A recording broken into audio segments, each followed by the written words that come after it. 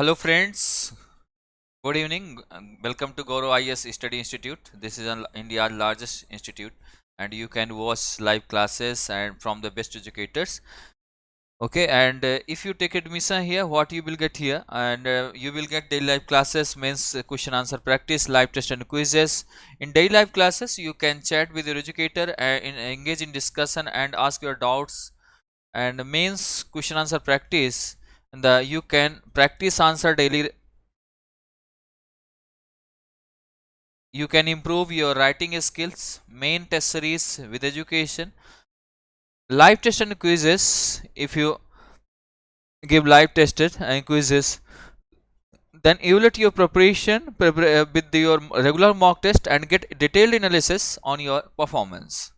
अपनी परफॉर्मेंस के आधार पर आपको यहाँ पर जितने आपको डिटेल एनालिसिस मिलेंगे और यहाँ पर रेगुलर मॉक टेस्ट देने से आपकी प्रिपरेशन भी नेक्स्ट लेवल पर होगी. हमारी वेबसाइट पर जो मिलेगा, in our website available is test series, unlimited practice, personal feedback, PDF files and a special section is a separate student section also available here.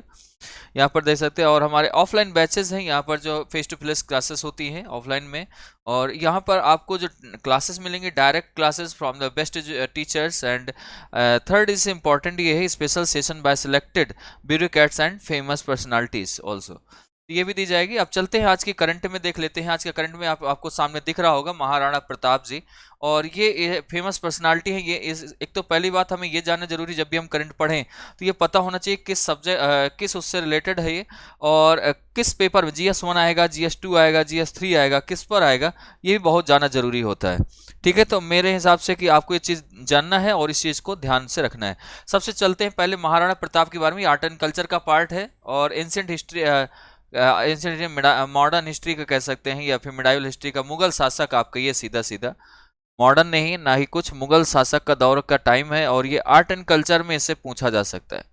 ठीक है, GS1 में इससे क्वेश्चन आएंगे, जिसमें से आप देखेंगे इसमें से ये महाराणा प्रताप की इस समय न्यूज में क्यों है. महाराणा प्रताप, इनको May 9th 1540 को इनका जन्म हुआ था, जिसमें से अभी ये 9 में mark of the birth anniversary के रूप में महाराणा प्रताप को कह सकते हैं, anniversary of the Maharana Pratap, the 13th Rajput king of the Mewar. ये राजपूत किंग थे मेवाड़ के 13वें 13th किंग ऑफ मेवाड़. इनके फादर का नाम था Rana Uday Singh.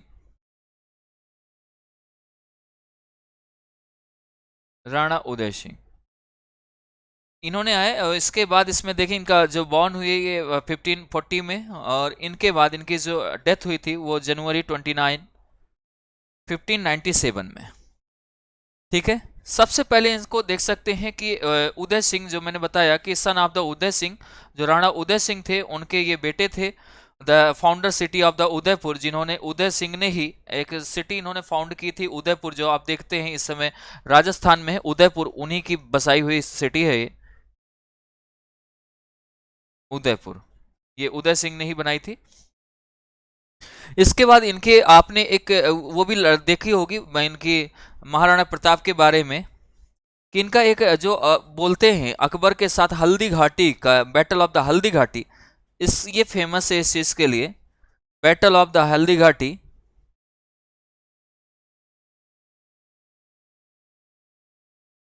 Battle of the Haldi Ghati, it was fought in the 1576 between Maharana between Maharana and the force of Akbar.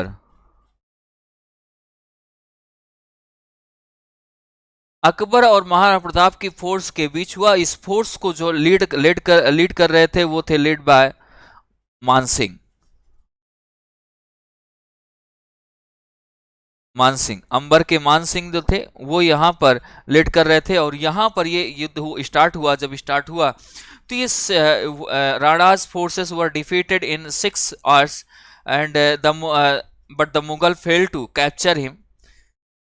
Mughal इसको हरा तो दिया इन्होंने, लेकिन मुगल जो थे इन्हें कैप्चर करने में फेल्ड रहे, कैप्चर नहीं कर पाए. मुगल शासक जो थे अकबर थे वो इन्हें कैप्चर नहीं कर पाए।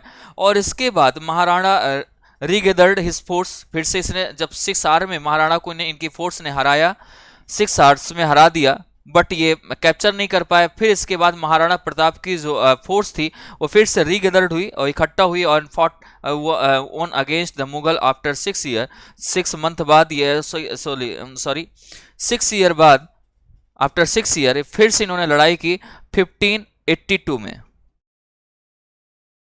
1582 में यहां पर क्या हुआ, ही फेस द टेरिबल डिफीट, इन्होंने हार हासिल की, इन्हें हार मिली महाराणा को यहाँ पर।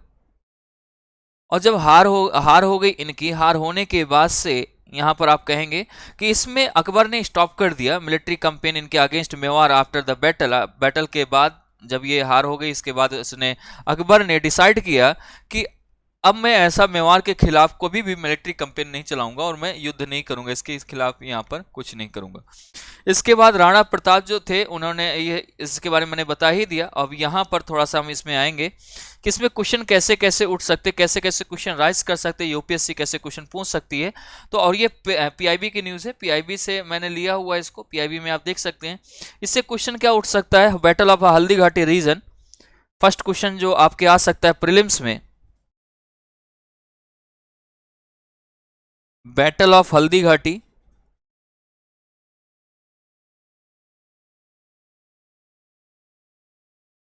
Regions, group involved and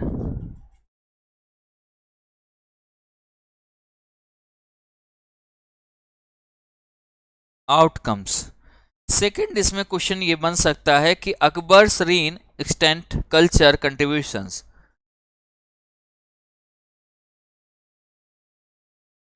Akbar reigns extent cultural contributions. ये दो क्वेश्चन है जो राइज हो सकते हैं, जो UPSC can ask this question. And इससे अब चलते हैं नेक्स्ट, जो हमारा नेक्स्ट न्यूज़ है गोपाल कृष्ण गोखले। गोपाल कृष्ण गोखले के बारे में you know very well about him, his कह सकते हैं इनके बारे में आप, अबाउट हिम, तो इनके बारे में आप जानते हैं अच्छे से कि गोपाल कृष्ण गोखले कौन थे। गोपाल कृष्ण गोखले के बारे में कि ये भी जानते हैं कि ये हमारे गांधी जी के एक गुरु थे, पहले पॉलिटिकल कह सकते हैं, राजनीतिक गुरु कहलाए ये पॉलिटिकल टीचर गोपाल कृष्ण गोखले। यहाँ पर बताएंगे कि इन्होंने क्या किया हुआ है कि यहाँ PM paid tribute to the Gopal Krishna Gokhale in his birth anniversary. He was born on 9 मई 1886 में, इनके 9 मई को 1886 में इनका बर्थ हुआ था, जन्म हुआ, बॉर्न हुए। ही वाज बोर्न एंड 9 मई 1866। और इसके बाद इनकी जो डेथ हुई वो 19 फरवरी 1915 में इनकी डेथ हो गई। इनका जो बर्थ प्लेस था वो है कोथलुक, महाराष्ट्र में इनका जन्म हुआ। और यहां पर आप देखेंगे ध्यान से, इसमें तो साफ साफ वैसे दिया भी है, a leader of Indian national movement Gokhale was mainly concerned with the social reform and he was a mentor of Mahatma Gandhi. Gokhale forced India's colonial rule to recognize the capabilities of the new generation of the education Indians and they include the more than over the before the, ये उसके गांधी जी के mentor भी रहे और इन्होंने social reform, सामाजिक सुधार भी किए। प्लस इन्होंने उनके कैपेबिलिटीज़ और इसके रूलर जो जो कॉलोनियल रूलर्स थे, जो औपनिवेशिक शासक थे, उनको पहचान और उसकी कैपेबिलिटी के बारे में बताने की कोशिश की, समझाने की कोशिश की। इसमें सबसे इम्पोर्टेंट ये है जो इन्होंने जो फ्रीडम मूवमेंट में जो इन्होंने अपना कंट्रीब्यूशन दिया उसके बारे में बहुत ज़रूरी है बताना इसका। तो contribution of G K Gopal Krishna Gokhale in a freedom movement of India. He served as a secretary of the Deccan Education Society, इन्होंने सेवा की। ही सर्व्ड एज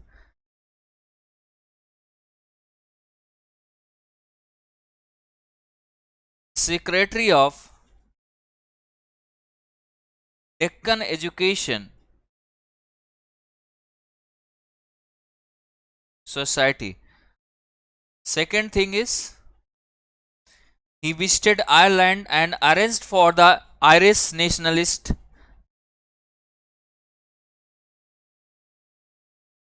ये यहां पर विजिट किया इन्होंने Ireland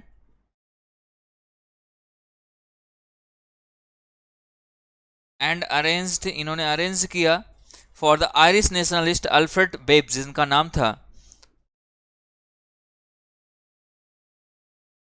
Irish nationalist Alfred babe.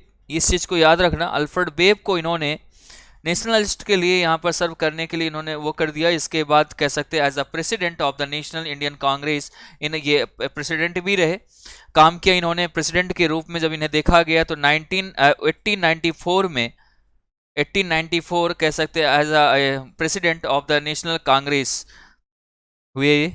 इसके बाद Gokhale was publish daily newspaper जिसका नाम था जनसंपर्क, ओ जनप्रकाश, सॉरी जनसंपर्क कह रहा हूं, जनप्रकाश,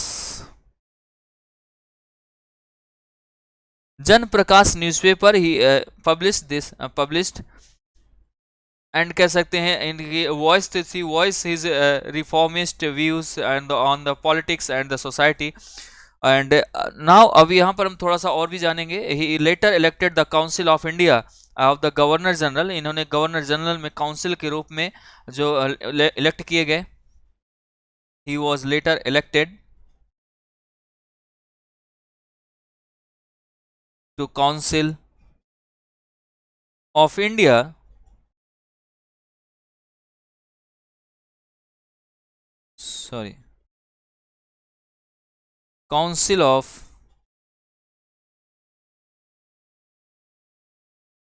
Council of India of the Governor General of India,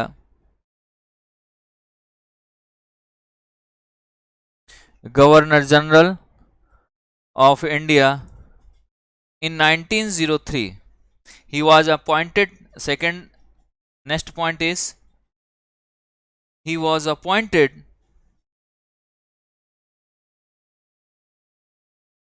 as companion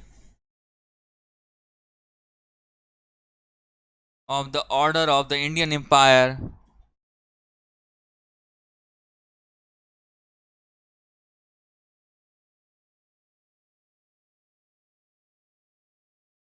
in 1904. Okay, New Year's honor list.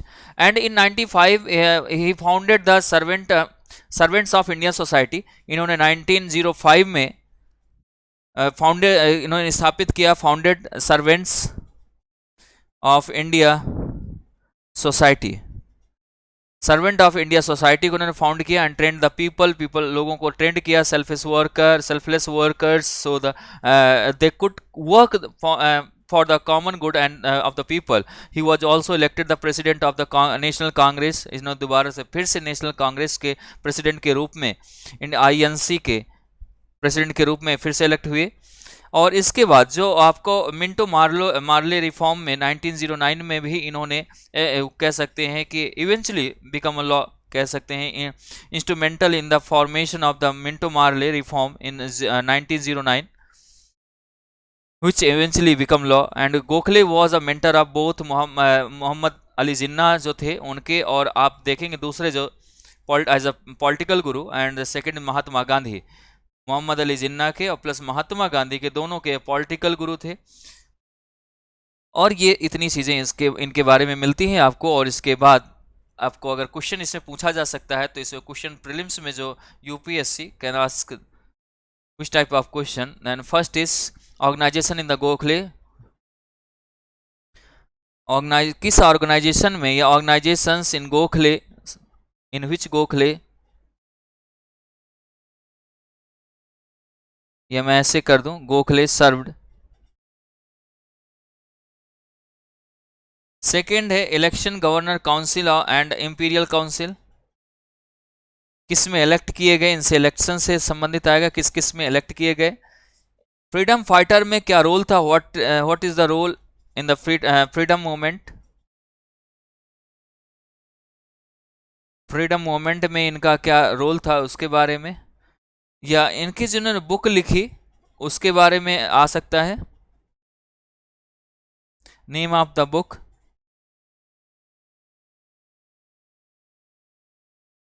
और न्यूज़पेपर के बारे में, जैसे कि जन प्रकाश जो थी न्यूज़पेपर में पूछा जा सकता है।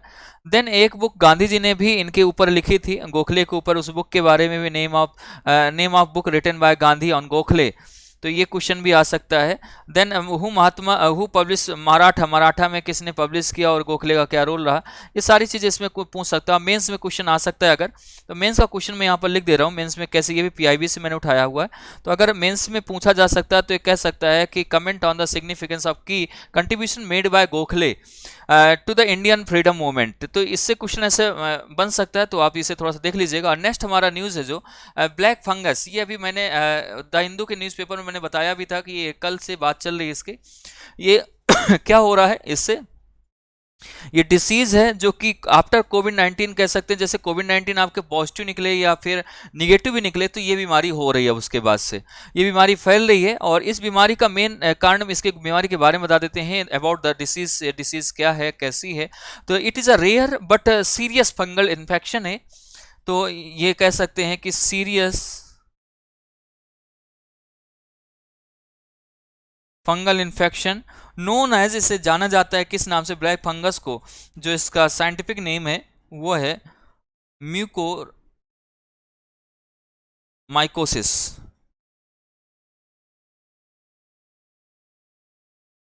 म्यूकोरमाइसिस disease often manifests in the skin and also affect the lungs and brain, ये स्किन को तो करता ही करता है, लेकिन ये लंग्स और ब्रेन को भी अफेक्ट करता है, तो इस चीज को थोड़ा सा ध्यान, लंग्स एंड ब्रेन। इसके बाद नेक्स्ट है इसमें, तो caused by the group molds known as mucormycetes present the naturally in the environment and the कह सकते हैं इसके सिम्टम्स जो दिखाई देते हैं, सिम्टम्स और ट्रीटमेंट इसका क्या है, अगर मैं बात कहूँ इसमें, तो साइंस एंड टेक का पार्ट है। सिम्टम्स इसके दिखाई देते हैं जैसे sinuses on the sinuses or lungs of the such individuals get affected after they inhale fungal spots from the air, air जब लेते हैं इसमें से इनहेल हो जाता है, अंदर जाती है और ये हमारे अंदर इफेक्ट करता है। तो दूसरा ये कह सकते हैं इसमें कि पेन या and redness around the eyes, eyes या नोज के आसपास एक रेड रेड सा हो जाता है, या यहाँ पर दिखाई देगा आपको आइज है अगर, तो आइज के किनारे किनारे भी इसमें सिम्टम्स ऐसे दिखाई देंगे। और इसके बाद कैसा, रेडनेस अराउंड द आइज, ये यहाँ पर देखो आपके सामने यहाँ पर लिखा भी है, फीवर आता है, हेडेक होता है, कफिंग होता है, और इसमें शॉर्टनेस ऑफ द ब्रीथ, जो सांस लेने में भी जैसे कि कोविड के दौरान होता है वैसे सेम यहाँ भी होता है। एंड कह सकते हैं बॉडी वोमिट्स, आपको ऐसा लगेगा ब्लडी वोमिट्स, जो खून की उल्टियाँ होना, और प्लस अल्टरनेट मेंटल स्टेटस थोड़ा सा कह सकते हैं कि इसमें आता है। और ये सारी चीज़ें इसमें कैसे इसको वो किया जा सकता है, इसका प्रिवेंशन कैसे किया जा सकता है, तो use mask if you are visiting dusty, जैसे आप कहीं धूल मिट्टी में जाते तो अपना मास्क पहनिए। और इसके बाद यहाँ पर wear shoes, long trouser, long sleeve shirt and gloves, ये सारी चीज़ें आपको पहनना है, कोई भी बॉडी खुली नहीं रहे, और इन सब चीज़ों को थोड़ा सा ध्यान रखना है, तभी आप इसमें रक्षा, इससे सुरक्षा कर पाएंगे, इससे प्रिवेंट कर पाएंगे। ठीक है, तो ये सारी चीज़ें हैं, आपको एक बार अगर देखना चाहें तो इसमें पढ़ लीजिएगा, जो इंपॉर्टेंट था वो मैंने बता दिया। तो अगर क्वेश्चन इसमें आता है प्रीलिम्स में, तो ये आएगा अबाउट द डिसीज, डिसीज क्या है ब्लैक फंगस, तो ब्लैक फंगस क्या है, ये माइकोसिस कह सकते हैं, तो इसका नाम ये है, और ये कैसे कैसे फैलता है और इसकी क्या कॉजेस हैं, इसमें क्या सिम्टम्स होते हैं, उन चीज़ों को थोड़ा सा आपको जानना है। कैसे इन्फेक्ट करता है, इन चीज़ों को भी आफ्टर, जैसे कि अगर कोविड निगेटिव है तब भी ये हो सकता है, कोविड पॉजिटिव है तब दोनों में भी हो सकता है। क्वेश्चन ये आ सकता है कि अबाउट द डिसीज, डिसीज के बारे में बताइए।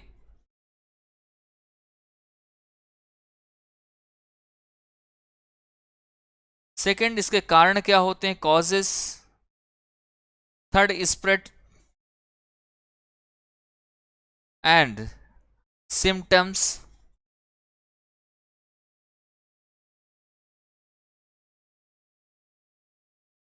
And prevention, how to prevent. इतने सारे क्वेश्चन उठ सकते हैं इसमें से, तो ये चीज़ें हैं। नेक्स्ट इसमें चलते हैं थोड़ा सा, इसके बारे में देख लेते हैं। Arctic science ministerial, article science ministerial आपको दिख रहा होगा फिगर में यहाँ पर। तो ये इस समय चर्चा में है, चर्चा में यह आर्कटिक ओशियन है। आर्कटिक ओशियन ये इस समय न्यूज में है। वाई न्यूज में क्यों है इसमें? Third Arctic science material the global platform for the discussing research and corporation in the Arctic reason. इसमें तीसरा आर्कटिक साइंस जो कह सकते हैं मिनिस्ट्रियल, ASM3 इसे बोलते हैं, ASM, इसी का शॉर्ट फॉर्म है ASM। इसका थर्ड इसमें बैठक की जा रही है, इसमें डिस्कस किया जा रहा है। इसके किस लिए डिस्कस किया जा रहा है? फॉर कह सकते हैं डिस्कसिंग रिसर्च, रिसर्च के लिए, सॉरी, रिसर्च एंड कॉपरेशन,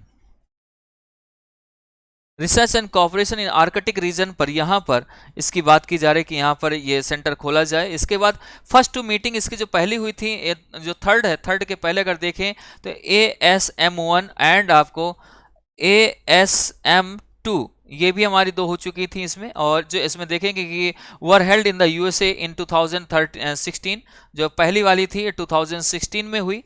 दूसरी जो थी इसमें जर्मनी इन 2018 में यहाँ पर हुई।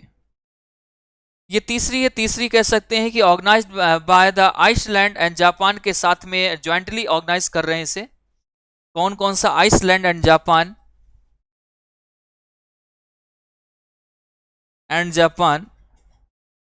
jointly organized by Iceland and Japan is the first ministerial meeting being held in Asia। Asia में पहली बार ये ऐसा हो रहा है, मीटिंग इसकी हो रही है, जो कह सकते हैं ASM3 की फर्स्ट मीटिंग है जो यहाँ पर हो रही है ASM की।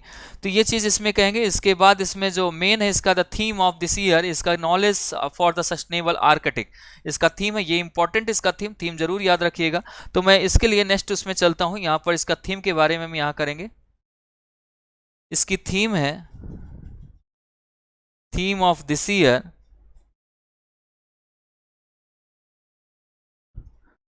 Knowledge for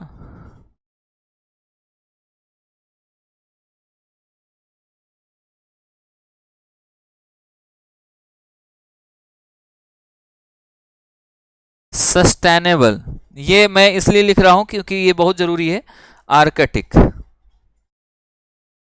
need for international collaboration, इसको जरूरत है, and cooperation in the meeting the Arctic region and Arctic warming and its melt are a global concern. इस समय जो इसका मेल्ट हो रहा है, वार्मिंग, इसमें वार्म होता जा रहा है, ज़्यादा वार्म हो रहा है, प्लस मेल्ट हो रहा है, ये एक तरह से कंसर्न का सब्जेक्ट है। ये ग्लोबली कंसर्न कह सकते हैं इसे, जरूरी है इसमें। और इसमें जो regulating climate and sea levels and maintaining the biodiversity is a कह सकते हैं the play the pivotal role, and moreover there is a growing evidences of the connection between the Arctic and Indian Ocean, के बीच में जो connection है Arctic and Indian ocean connection, hence improving the understanding of physical process and qualifying an impact arctic ice melt in on the Indian summer monsoon is very important। जो यहाँ इसकी जो melt होती है इसकी आइस, वो हमारे इंडियन मानसून के लिए बहुत इंपॉर्टेंट है।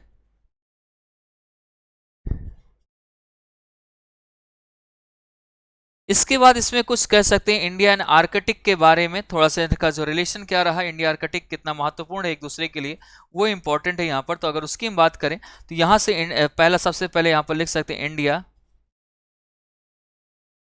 एंड आर्कटिक सिंस 2013 में दे India enjoys observers status in the Arctic Council, the 12 other countries also like Japan,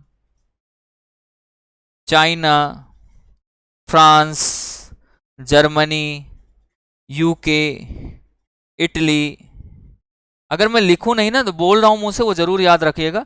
Italy हो गई, इटली के बाद आपका आएगा स्विट्जरलैंड, स्विट्जरलैंड के पोलैंड, पोलैंड स्पेन, स्पेन के बाद एंड कह सकते हैं Netherland, Netherland Singapore, Netherland Singapore, Singapore and South Korea. इतनी कंट्री इसमें और शामिल थी। आर्कटिक डेट्स बैक टू 1920, कह सकते हैं signing of the Svalbard treaty in Paris. Paris में इनकी एक ट्रीटी हुई थी जिसका नाम था इंडिया के और आर्कटिक के बीच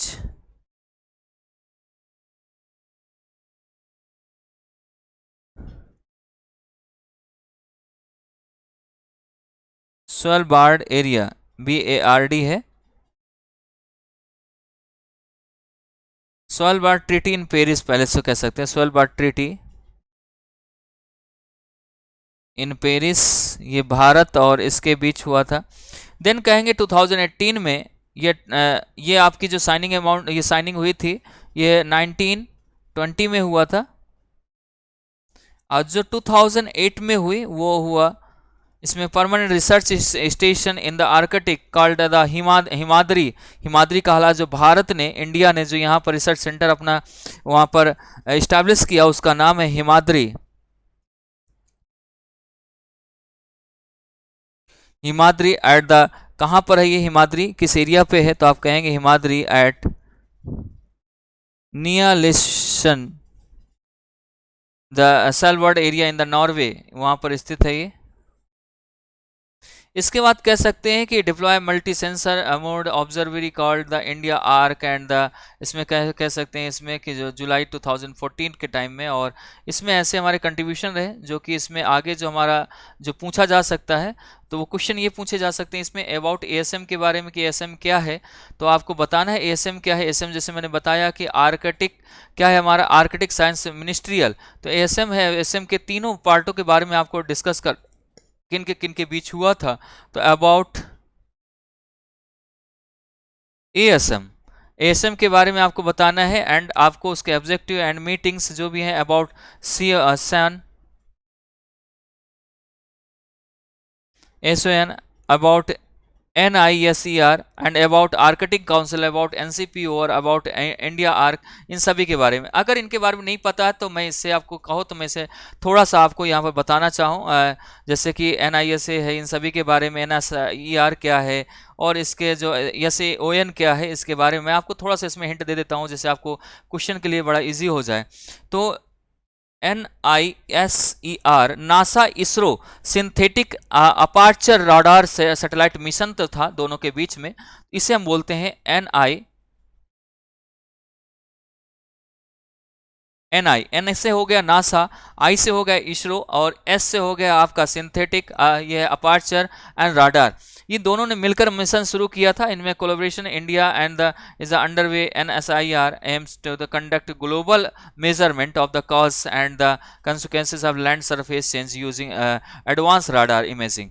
सेकेंड इसमें जो कंट्रीब्यूशन इंडिया का हुआ वो हुआ आपका SAON। ये क्या है SAON, तो इसमें कहेंगे the sustained Arctic observational network इसे बोलते हैं। तो ये इसके लिए सायोन का ये हुआ। तो इसमें कभी पूछा जाए तो इस चीज़ को आप अच्छे से बता सकें। एक और भी इसमें वर्ड आया था अभी, जैसे कि इंडिया आर्क, और एक आया NCPOR, जैसे मैंने बताया क्वेश्चन में इसके बारे में पूछ सकते हैं। तो अगर NCPOR के बारे में पूछे कि क्या होता है, तो ये कहेंगे कि national centre for the polar and ocean research होता है। क्या है national centre for the polar and ocean region, ये हो गया इसका। और इसके बाद ये कहाँ पर स्थित है, गोवा में है। कहाँ पर है, गोवा में है। Under the ministry of earth science, government of India के द्वारा ये चलाया जाता है। किसके तहत ये बनाया गया है, under the ministry of earth science, government of India also, इन दोनों के साथ ही इसमें चलाया जा रहा है। और इसके बाद जो एक वर्ड और आया है इंडियन आर्क, तो ये हमारा 2014 में कह सकते हैं कॉन्ग्स F जॉर्डन एंड F जॉर्ड सिंस जुलाई 2014 से वो भी चालू था इंडिया आर्क, जिसे हम जैसे मल्टी सेंसर मोड ऑब्जर्वेटरी बोलते हैं, उसी को इंडिया आर्क बोलते हैं। ठीक है, तो ये चीज न्यूज हो गई आपकी। इसमें जो क्वेश्चन मैंने बताया कि कैसे कैसे पूछे जा सकते हैं, देन आपको ये इस समय चर्चा में है माउंट सिनाबंग इस समय देख रहे हैं। ये जो आपका रेड एरिया है पूरा का पूरा, ये आप यहां से देखें रिंग ऑफ फायर, ये रिंग ऑफ फायर है, पैसिफिक ओशियन पर बना हुआ रिंग ऑफ फायर। इसके बाद लोकेटेड इन इंडोनेशिया, माउंट सिनबंग की बात करें तो सबसे पहले इसको देखें कि ये लोकेटेड कहाँ पर है। इससे अगर कहें तो ये लोकेटेड है आपका इंडोनेशिया में, located in Indonesia. The volcano has been activated in 2010 से ये एक्टिवेटेड है। And when it erupted after nearly 400 years of the inactivity, news में इसलिए है बिकॉज रिसेंटली इरप्शन हुआ इसका, because of the recent eruption, इसका अभी हाल ही में लगभग 400 ईयर के बाद इसमें कह सकते हैं कि इनएक्टिविटी देखा गया था। इसमें इरप्टेड हुआ था इसके पहले जब ये वोल्कानो हैज़ बीन एक्टिव हुआ 2010 में हुआ, और इसके बाद अभी फिर से इसको रिसेंटली इसमें इरप्शन हुआ है। तो रिसेंटली इरप्शन हुआ जिससे ये न्यूज़ में आ गया। तो इसका एरिया देख लेना है आपको कहाँ पर है इंडोनेशिया में, ये बहुत ज़रूरी होता है, प्रीलिम्स के लिए बहुत फैक्ट है। इसके वाले माउंट इली में भी आ चुका है, यहीं पर एक इंडोनेशिया में लोकोटाओ के पास माउंट इली है। ये आपके दिसंबर अक्टूबर की न्यूज़ है, उसमें भी वोल्कानो आया था, वोल्कानो इरप्शन हुआ था। प्लस हवाई द्वीप है एक आपका जो सील्ड वोल्कानो कहलाता है, सील्ड वोल्कानो जिसे कहते हैं।